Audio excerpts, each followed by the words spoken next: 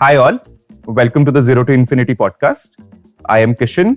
I have with me here Avnish, founder and managing partner Z47, and CV, Chandrasekhar, who leads all things consumer and consumer tech at the fund. Consumer founder should really be thinking that AI is my why now moment of a moat against incumbents as well as competition. Digitizers are very interesting businesses. Large TAMs always been fragmented. Sam Altman made this point that, again, to the iPhone movement, that ultimately what won was UX and experience. Yeah.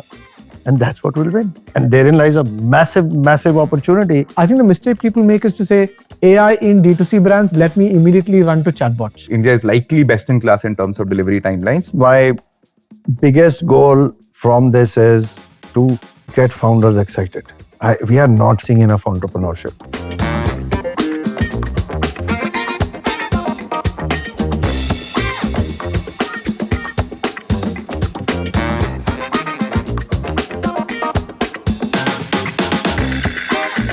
What are the trend lines in consumer that we are really excited about? What happens is this is a classic period that many, actually all developed GDPs in the world, developed countries in the world would have gone through, and very similar patterns play out. How does the next year and the next 10 years look like for the sector, and what are sort of the building blocks in place to start us off? India is a consumption economy. So if India is going to boom, which sector is going to boom the most? We will be discussing 5 big trend lines. The number 1 is the premiumization opportunity, and number two is what we like to call full stack brands. Then we'll talk about the microtransactions in consumer tech, media, social opportunity. Makes sense. Actually, that brings us perfectly to the fourth trend line, chapter number 4, which is what does AI-enabled future for consumer apps look like, right? Consumer and consumer tech looks like. To start us off, let me sort of reframe the kind of opportunities that are there, and I'm borrowing from what CV you mentioned once, right? Like there's of course the disruptor opportunity, which is to say existing online GDP or existing online TAM. What is the 10x on the consumer experience and how do you disrupt that? So what does our disruption of Flipkart, Myntra, some of agentic for shopping, conversational, co-pilot for shopping, but what does Flipkart, Myntra, Nykaa, Make My Trip, etc. possibly getting disrupted looks like, right?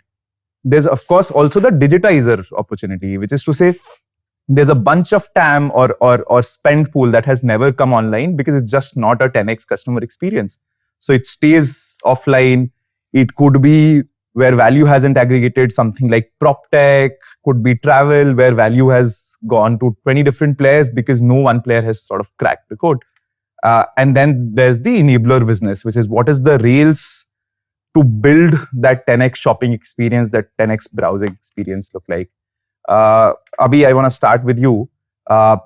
You've sort of seen it all. You've seen a bunch of these revolutionary themes come by, right? Like right from the .com, then to the smartphone, internet, right?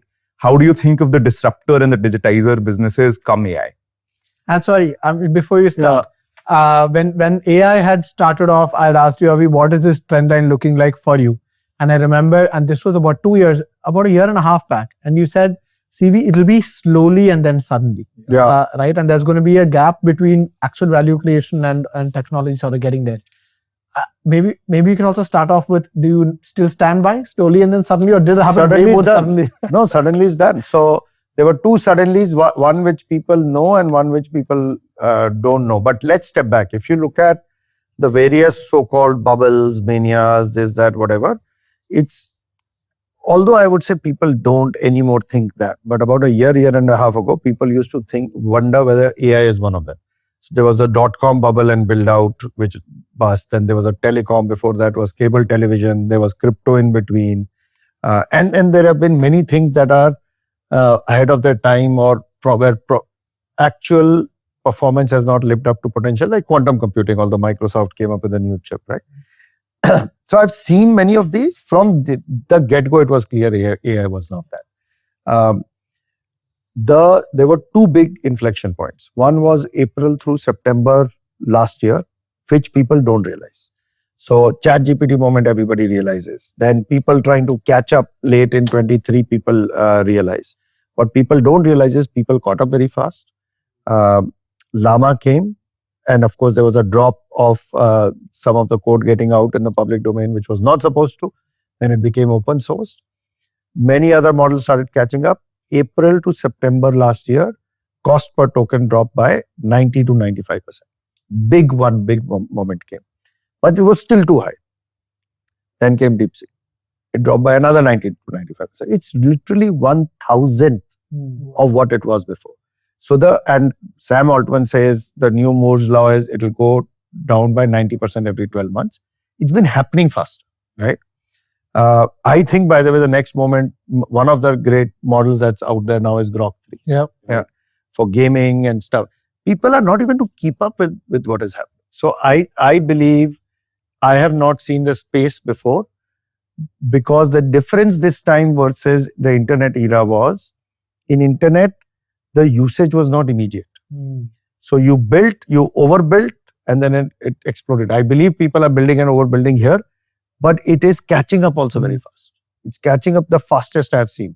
Mobile also, the iPhone to the App Store was 2 years apart. Yeah. App Store to the best apps coming out was another 2 years, right? Today, actually all of that is happening simultaneously. But my view, we will, and I've said this on some of our other AI podcasts, to your point, experiences can be reimagined, all of that, right? I think we'll look at, you weren't born then, but there was something called MS-DOS before Windows. Right? And I think ChatGPT is the MS-DOS moment. Right? There is going to be so much built later. In the ultimate, and I thought Neuralink was the only brain connection company out there. I was reading a report. There are 7. I think it will first go to you say it and it happens.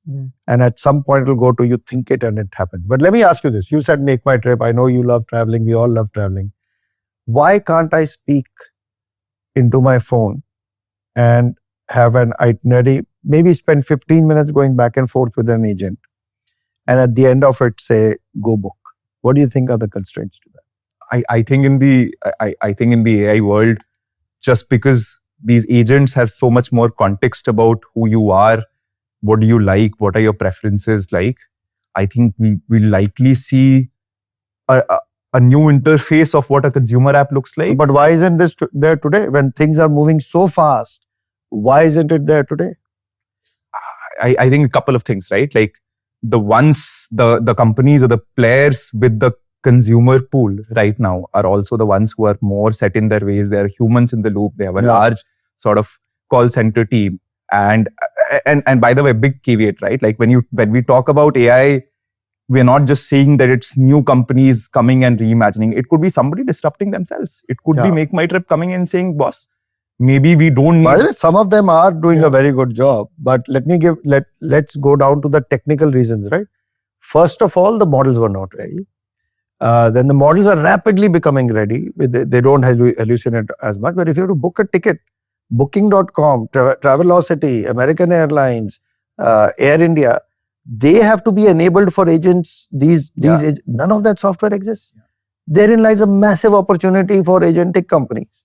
But my point is and Sam Altman literally, I think it was a year and a half ago, now it feels like an eternity. He made this point that, again, to the iPhone movement, that ultimately what won was UX and experience. Yeah.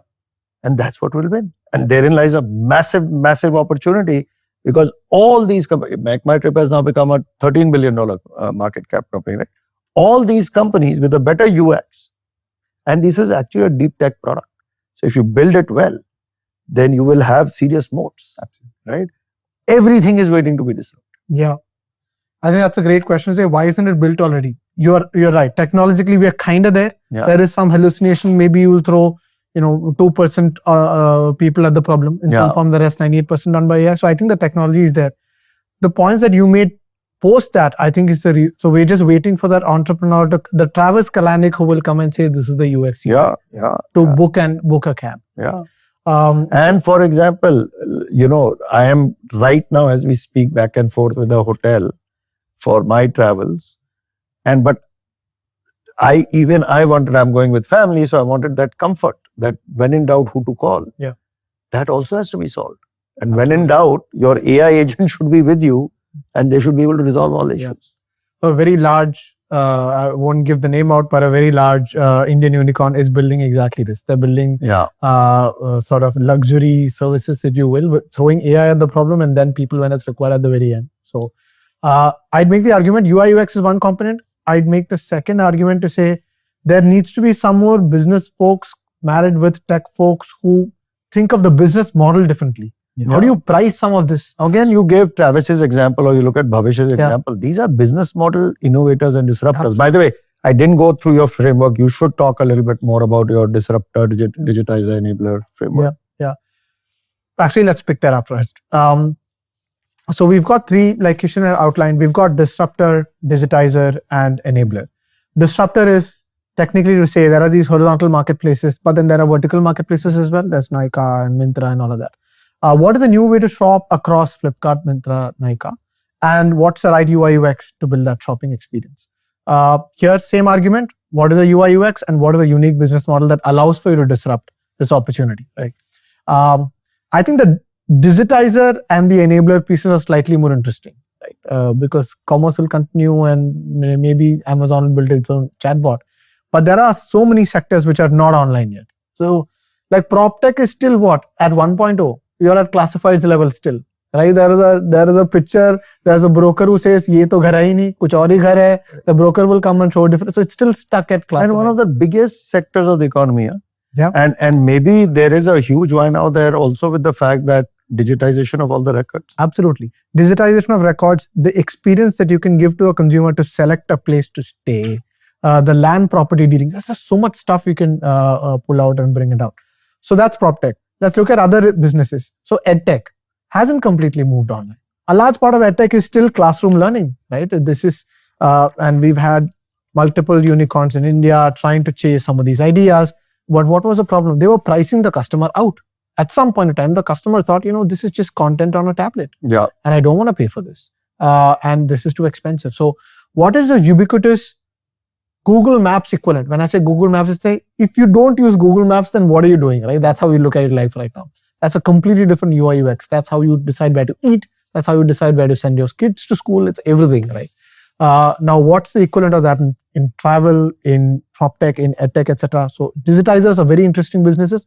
Large TAMs always been fragmented, right? And then I'll connect that to enabler as well. If you look at it, this also exists across services. So marketing agencies have never been aggregated.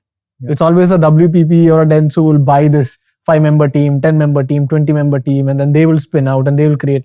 So there are these opportunities happening on fragmentation, coming together, coalescing into larger orgs. I believe AI is the why now for some of these businesses to exist.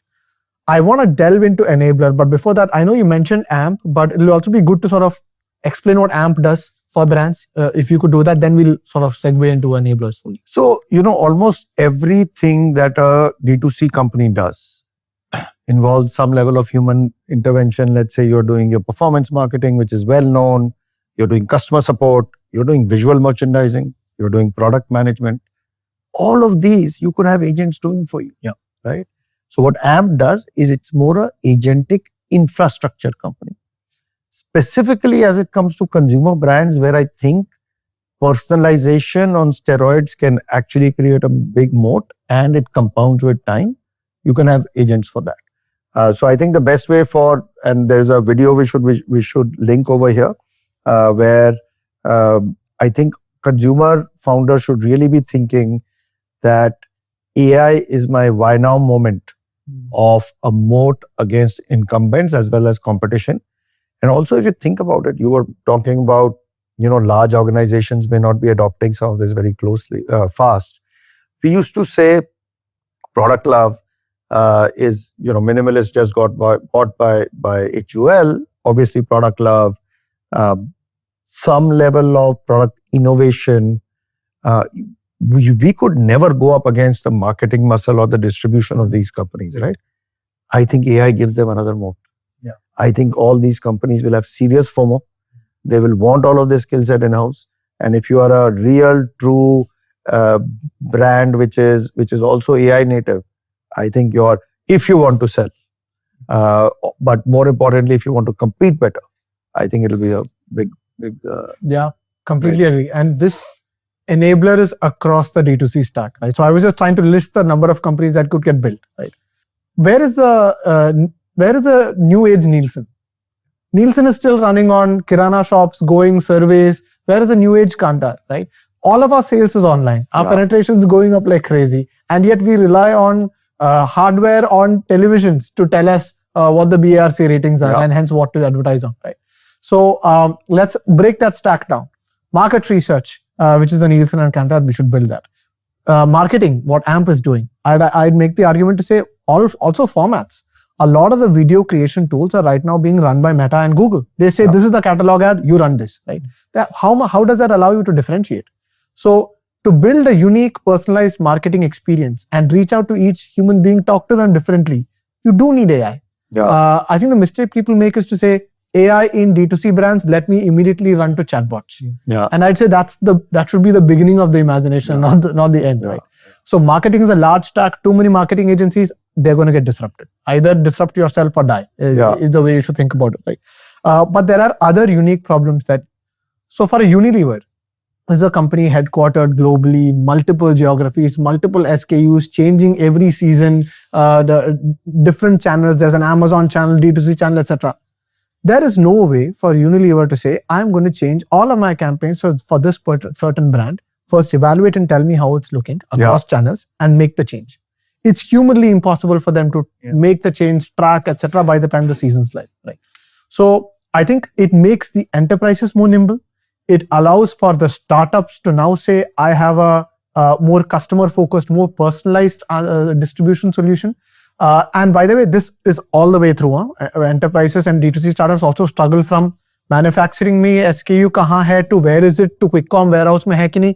There's just so many massive problems across the market. Speaking of QuickCom, and I know you're going to get into it, but even there, now companies are telling me my market share in QuickCom is X. I'm like, how do you know? And then we all know there's some companies scraping the websites and figuring it out, right? But that's right now kludgy solutions. I mean, this should all be actually. So the reason why I think Enabler is also exciting is this is kind of like the Freshworks playbook. Right? India builds for the world. Initially, you may have to, because of the hallucination problem, throw a little bit of services at the end to eyeball some of this stuff. And after a while, once you have the cost advantage and the AI tech advantage to say you've learned enough, now it starts getting you more cost close to zero for you, right? And hence it's super exciting. I know you touched upon QuickCom. We should go to the next one. So our last. Why do you point to him? He's QuickCom. He is. Kishan has done. He's ADD, the classic Gen Z. Kishan is not just an investor but also a consumer of QuickCommerce. So everything happens last moment. Well, that's exactly our last topic for the day. QuickCom for X. What does vertical, specific, tailored QuickCommerce look like, right? I know you've been spending a lot of time on this, Kishan. So why don't you take us through your point of view on QuickCommerce? All right, let me be bold here and start with an assertion. Like, I think undisputably, globally, India is probably best in class in the financial services stack, UPI, connectivity, Aadhaar, all of that, right? I think India is probably on its way already there or getting there in terms of delivery timelines, fulfillment experience, right? Some of the enablers are already in place. You know, it's a controversial statement you made, and I was thinking, can we really say that when I look at China? And this is where we got QuickCom wrong. When we had looked at this stuff in China, we were told you need very high density of population. So, only in these towers, there's that. It's been proven wrong. So I can see why what you're saying might be true, which is, we have actually managed to do something no one else did. So let's push that, right? Like, let's take Instacart, for example, like $11 billion, of course, at its peak, probably even higher. Only does slotted deliveries, has found PMF in certain categories, getting to PMF. But if you look at our homegrown solutions tailored to India, Blinkit, Zepto, Instamart, right? Getting there across a bunch of categories, best-in-class delivery timelines, low variability, even in high demand times and micro markets, right? So which is why I make the assertion that India is likely best in class in terms of delivery timelines. I think India is also uniquely positioned to do this, right? All the enablers are showing up. There's all the logistics and warehousing infra getting set up to support this. There's, of course, we've already touched on it, consumer willingness to pay for that convenience has showed up. And of course, capital inflow has also shown up to curate this. Let's define what QuickCom for X is, right? X could be fashion, food, beauty and personal care, event services, and much more.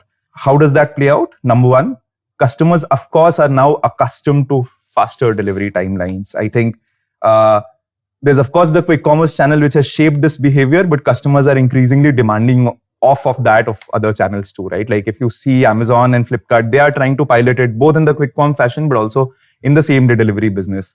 A bunch of players have come up which are enabling brands to do same-day delivery and quicker delivery, either through warehouse fulfillment or retail store fulfillment.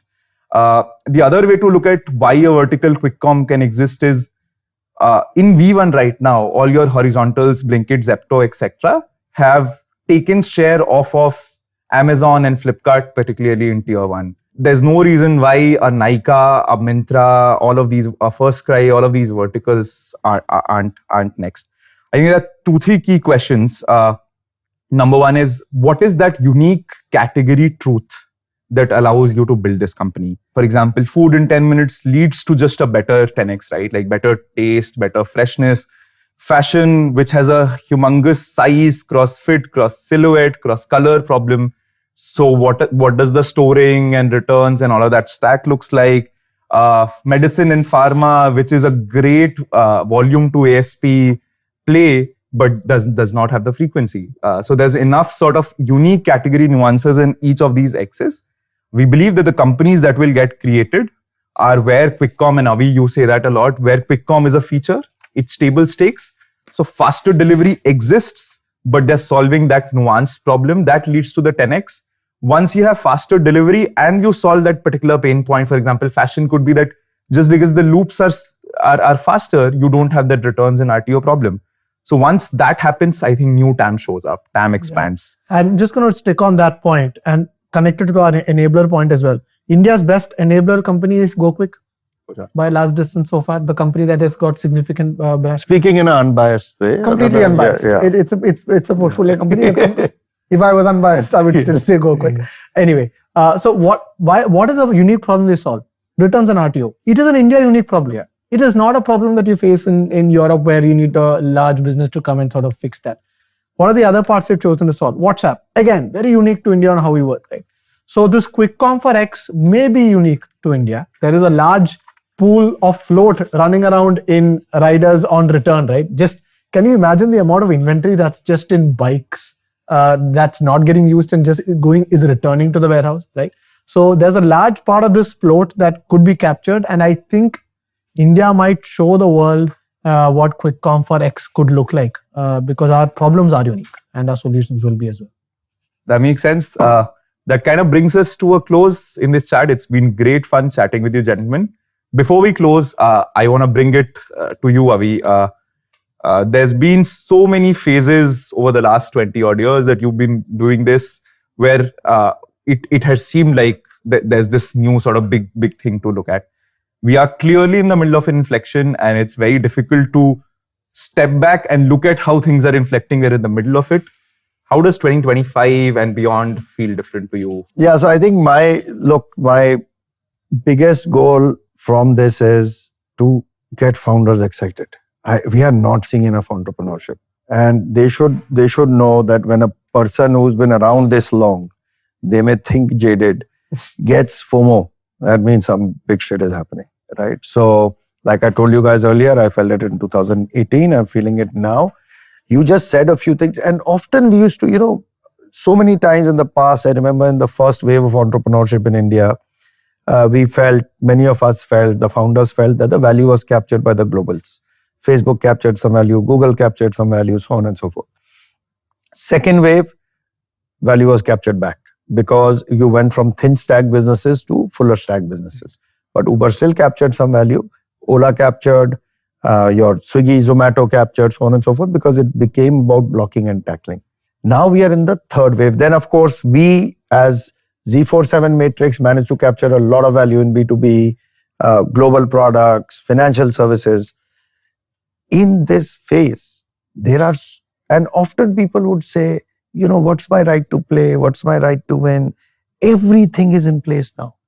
The market is in place. The GDP growth is happening. I was noting down when you were saying there are so many unique to India things playing out. Not only did you have WhatsApp, you had this returns issue, we had payments issue with UPI, you said it's the best stack. We have Aadhaar, so KYC is solved. You have QCom, so another demand engine has been unlocked. There's AI where you can think of things so differently. To me, there are like so many why nows. We often go and ask founders when they come and pitch saying, why has this not been done before? I can't even ask, I will still ask that question, but there are like 10 answers to it, right? Yet I don't see excitement at that level in the entrepreneurship. So I hope people realize that, we go through cycles. We've had great success, by the way, in the public markets. Forget whether the stocks are up and down. We should be celebrating that there are 10 to 15 digital companies who have gone public who were started in the last 10 years, right? So everything is aligned. I just want people to get started. Just started. With that palpable note of enthusiasm, it's a wrap from Team G47 here. Thank you so much for tuning in. Thank you, Kishan. Thanks, guys. If you like this episode of Zero to Infinity, there are so many more that you must check out. If you like Indian startup content, hearing about founder journeys, or knowing more about emerging sectors that we're investing in, Zero to Infinity is the channel that you need to subscribe to.